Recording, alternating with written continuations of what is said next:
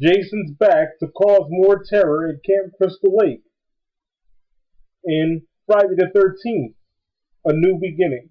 Check out my review. I'm the Michael Myers Fanatic and I approve this message.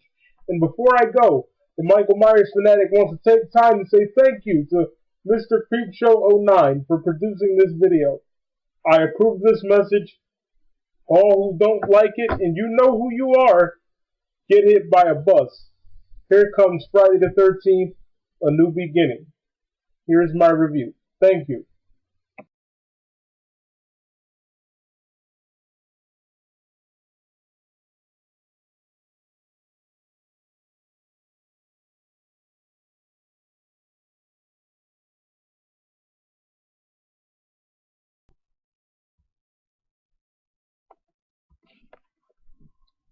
Friday the 13th, Part 5, A New Beginning. I don't really know what to say about this movie, except it was very random and full of surprises. Let's start with the beginning, shall we? Why is Tommy at a cemetery? Why? That's very random in the movie. You open up the movie and this little jabroni is just at the cemetery. It's like if somebody were to walk by him and say, "Hey Tommy, what are you doing?" "Oh, nothing. Just hanging out at the cemetery." Is that what we do in the hood now? We just hang out at cemeteries for no reason? We just hang out near people's graves?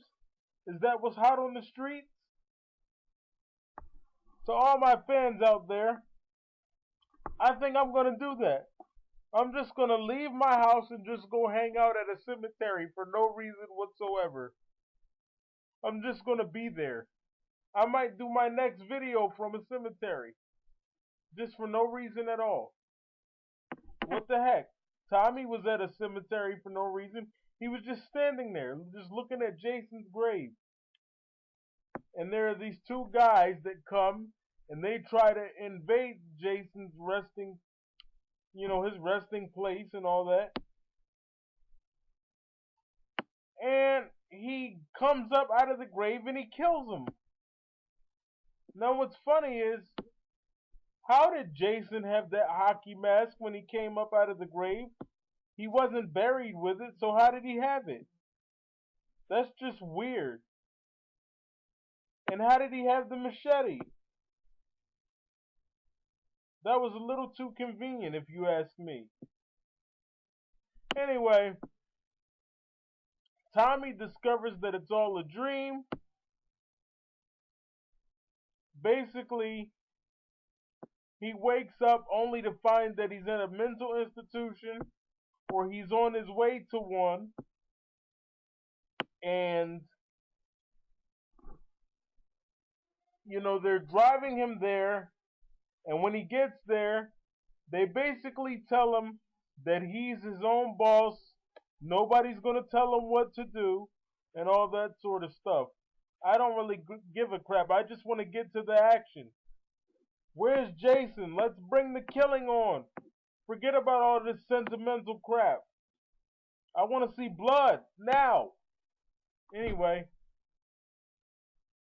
so there's a guy at the asylum that happens to be mentally retarded. He gets murdered by one of the inmates.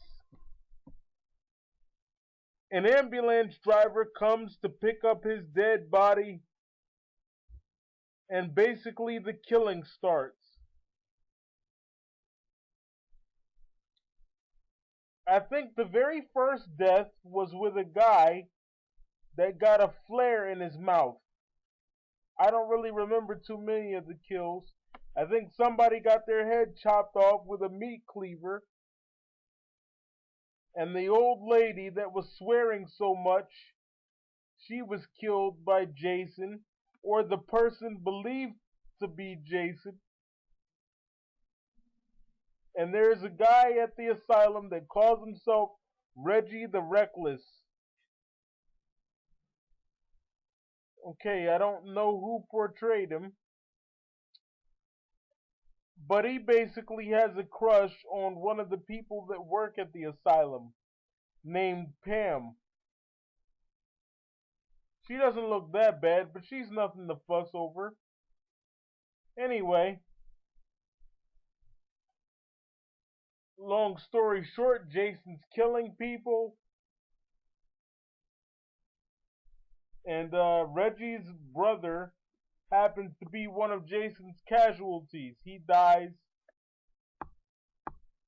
And, Jason is doing weird things. He's sticking flares in people's mouth. He's tying things around their eyes and squeezing their eyes. As we get toward the climax of the film, Jason, or the person believed to be Jason,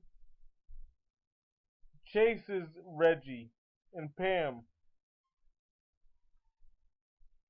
And they kill him, they unmask him, and they discover, surprise, that's not Jason. That was just somebody that was upset that his son got killed and he had too much time on his hands. It was the ambulance driver. Like I couldn't have seen that one coming. Anyway, Tommy goes to the hospital